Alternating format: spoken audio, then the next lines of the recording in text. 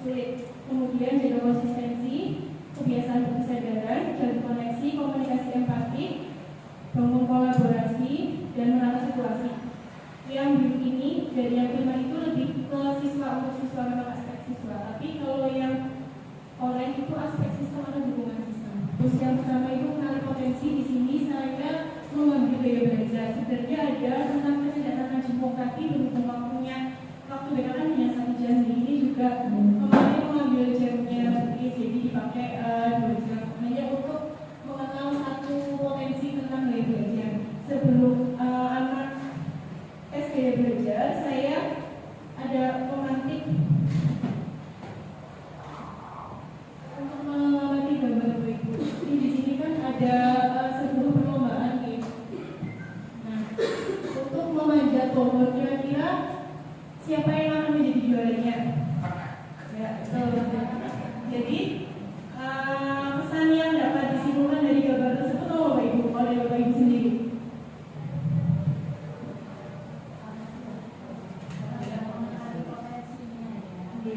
Jadi anak tidak bisa satu macam, misalnya kita memberikan itu hanya semua anak gitu, tidak. Kita harus mengenali potensi anak satu persatu gitu. Tidak semua anak itu mempunyai potensi yang sama.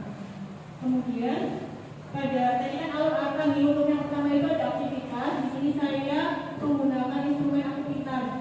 Pada instrumen ini anak diminta untuk mengisi yang hasilnya itu anak jadi tahu gaya belajarnya. Apakah gaya belajarnya visual, auditory, atau kinestetik? Ada juga yang visual auditory, ada yang visual auditory kinestetik. Kemudian setelah anak mengisi dan mengetahui hasilnya, saya memberikan refleksi apa hasil tes gaya belajar, kemudian apa gaya belajar tersebut sudah sesuai dengan kalian, dan apa yang kalian rasakan setelah mengetahui gaya belajar kalian.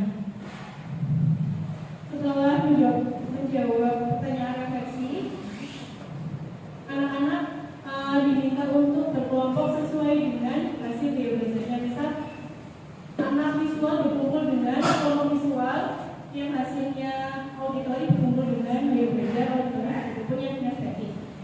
Setelah kegiatan berkelompok, ada konseptualisasi. Di sini konseptualisasi itu tentang pentingnya mengenali gaya belajar, kemudian pengertian gaya belajar dan karakteristik gaya belajar. Setelah siswa mendapatkan materi tentang gaya belajar dan sudah mengetahui gaya belajarnya, yang terakhir itu pada tahap aplikasi. Tuliskan strategi belajar yang akan kalian lakukan setelah mengetahui gaya belajar kalian, kemudian lakukan secara konsisten. Ketika sudah kalian lakukan secara konsisten, coba amati apakah belajar kalian akan lebih efektif setelah mengetahui gaya belajar. Coba ceritakan pada pertemuan yang akan datang. Berhubung waktunya tidak cukup, jadi hanya ada beberapa anak yang sudah menyelesaikan strategi gaya belajar, menuliskan strategi gaya belajar. Contohnya kemarin gaya belajar visual, strategi gaya belajarnya itu dengan menuliskan catatan-catatan kecil di buku dan dibaca berulang-ulang agar dia paham. Tadi terlihat nih untuk pemilihan jurus yang pertama itu saya memilih pertama karena sesuai dengan hasil asesmen yang saya lakukan pada awal tahun itu siswa tidak bisa memahami bagaimana cara belajar efektif, kemudian memahami potensinya itu prioritas 2, jadi saya ambil. Kemudian untuk pemilihan jurus yang ketiga, tumbuhan resiliensi itu berdasarkan pengamatan saya yang Bapak Ibu, karena selain banyak di media sosial, sekarang juga tidak jauh-jauh nih anak-anak kita juga ketika bertengkar dengan temannya, kadang ada yang sampai menangis, sampai yang tidak mau masuk kelas. Kemudian ada juga beberapa guru yang sampai ini yang bermain hardcore. Nah, itu juga salah satu alasan saya memilih jurus 3 ini. Resiliensi itu kemampuan bertahan atau beradaptasi pada situasi yang sulit. Lebih ke ketika mungkin tidak bisa mengerjakan PR atau ditegur guru, kan situasinya tidak mengenakan ya. Nah, itu bagaimana sih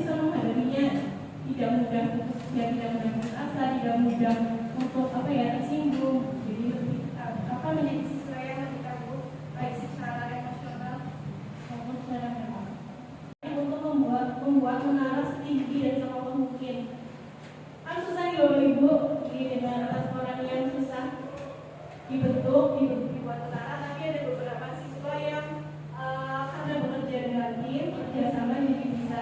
Kemudian pada kegiatan itu juga akan ada angin ribut yang menguji kekuatan menara yang Anda bangun. Jadi ada kelompok lain yang mengibaskan buku. Apakah menara itu roboh atau tidak? Sudah dibangun tinggi-tinggi, tidak ada angin, ternyata roboh. Nah, kan bagaimana anak semangat lagi tidak untuk membangun menara tersebut. Kemudian jika menara roboh akan ada kesempatan kedua untuk membangun kembali. Setelah melakukan aktivitas tersebut, saya melakukan refleksi dengan beberapa pertanyaan. Yang pertama, ketika menara kalian goyah atau bahkan roboh, bagaimana perasaan kalian dan apa reaksi pertama yang muncul dalam diri atau kelompok?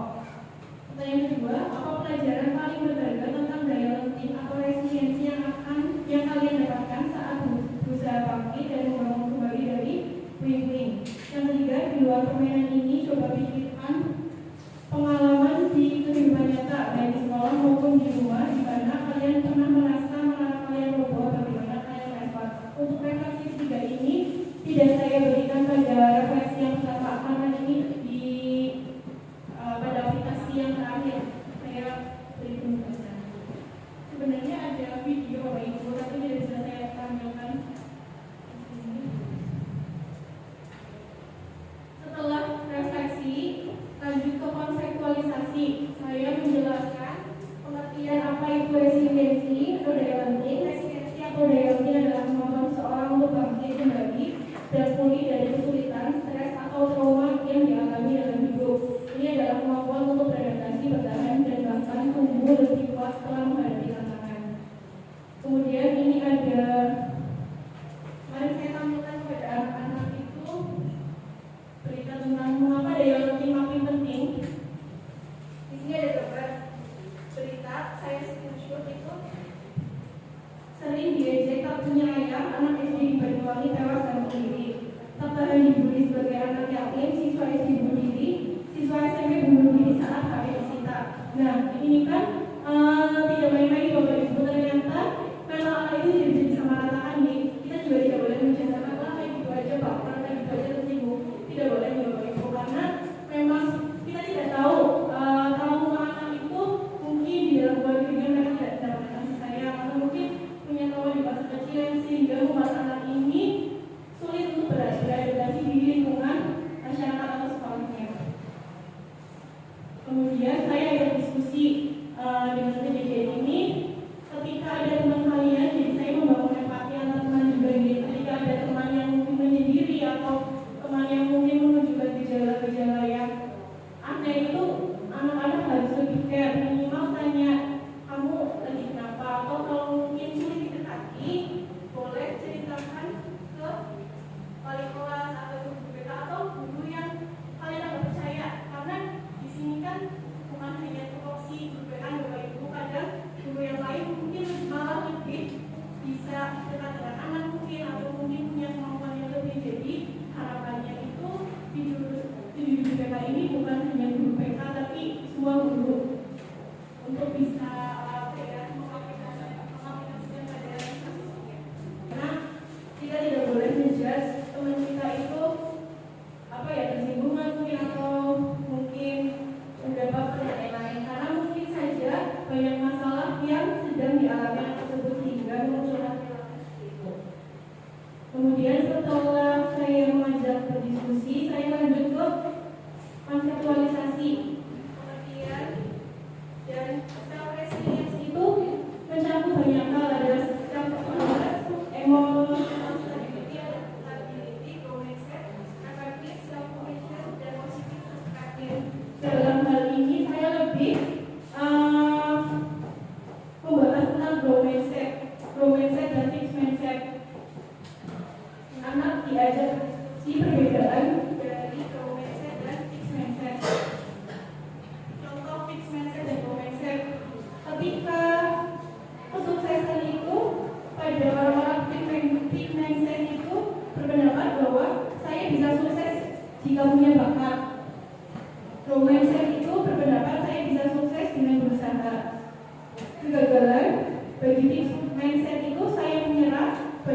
mindset saya akan coba lagi dan lain-lain. Jadi anak bisa membandingkan apa itu fixed mindset dan growth mindset dan mana yang lebih baik. Kemudian saya juga beri pertanyaan dan anak menjawab. Contoh pertanyaannya yaitu, saya percaya bahwa kecerdasan dasar saya adalah sesuatu yang tidak dapat saya ubah terlalu banyak, termasuk fixed mindset atau growth mindset, dan anak menjawab. Kemudian ketika saya menghadapi tantangan, saya biasanya menyerah karena saya merasa tidak cukup mampu. Ada 7 pertanyaan yang dijawab oleh siswa. Pada kesimpulannya yaitu, fixed mindset berpendapat bahwa orang tidak dapat mengubah hal-hal yang tidak mereka sukai dari diri mereka sendiri atau menjadi lebih baik dalam hal-hal yang tidak mereka kuasai. Jadi fixed mindset itu berpendapat kalau ya udah saya gini, saya jadi seperti ini gitu ya, lebih ke ya pasrah ya Bu. Nah, kalau sedangkan growth mindset itu menganggap bahwa kita dapat mempelajari hal-hal baru meskipun itu sulit. Jadi ada usaha yang dilakukan oleh siswa walaupun mungkin kegiatan tersebut tidak disukai atau bagi dia itu adalah suatu hal yang sulit. Ada quotes dari Thomas Fuller, yaitu segala sesuatunya sulit sebelum menjadi mudah. Di sini saya memilih penugasan jurnal resiliensi mingguan. Jadi saya beri penugasan siswa untuk mengingat 1 minggu ke belakang yang sudah dialami oleh siswa, hal yang